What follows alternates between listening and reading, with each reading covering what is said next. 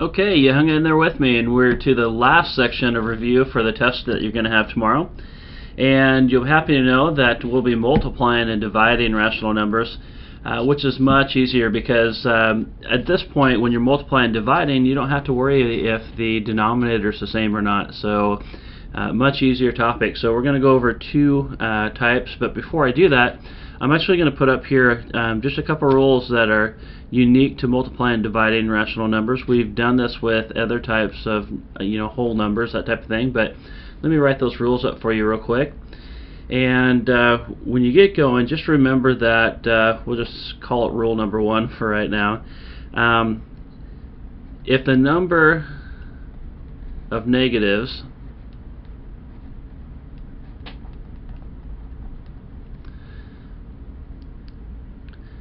is odd, then the answer is going to be negative. Okay. Now, if the number of negatives is even, let me get that written down for you.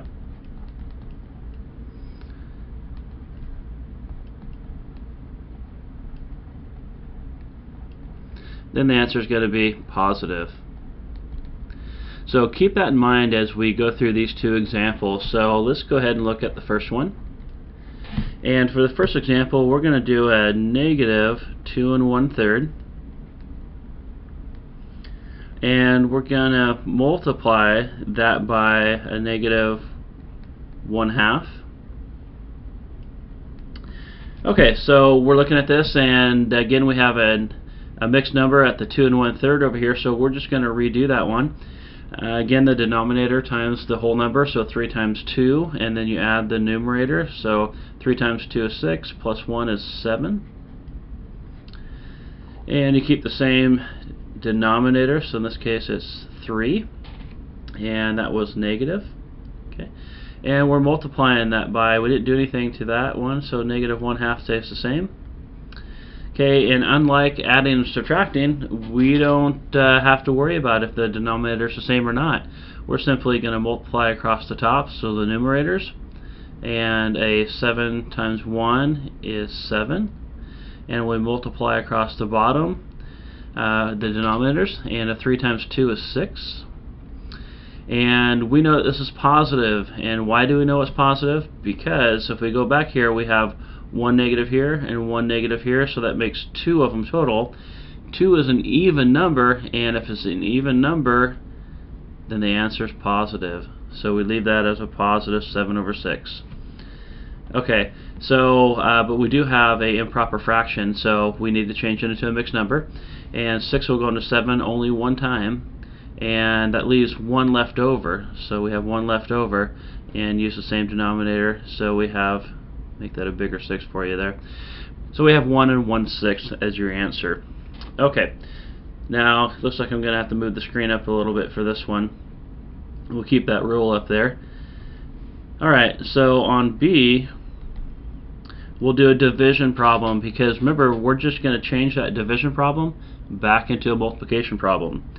So we'll use negative 4 1/5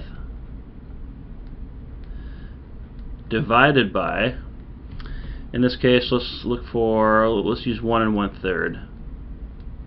Okay, so on this one we have two mixed numbers, so we're going to convert both of those into improper fractions, and at the same time, well, actually not at the same time, let's go step by step on this one. Okay, so underneath the negative 4 1/5, I'm going to put that as an improper fraction, so 5 times 4 is 20. Add 1 to it, so we now have 21. Use the same denominator, still 5. We'll keep that as division. Multiply the 3 times 1, which is 3. Add the numerator, which is 1, so 4 thirds. Okay, so that's our new rewritten one, and we'll have to move this one up all the way. I'll bring that back down when we decide if it's positive or negative. Okay, so now that we've got it into improper fractions, let's go ahead and change that to a multiplication problem. And to do that, remember, that's using the reciprocal of the second fraction. So the first fraction we just write down as it is. We change that division to multiplication. And the reciprocal, remember, that's the opposite, the flipped fraction, in other words. So 4/3 becomes, the reciprocal is 3/4. Okay, see how we just flipped those over? Okay, now we're back to multiplying. So we have, we'll multiply the numerators first, so 3 times 21, and that's going to give us 63. Okay, and then the 5 times 4 gives us 20. Okay, and one thing, I forget this too, guys, so just remember that you're not alone on this. That 1 1/3 was positive, but the 4 1/5 was not. That was negative. So I need to make these other ones negative on the way down, because it makes a big difference at the final answer.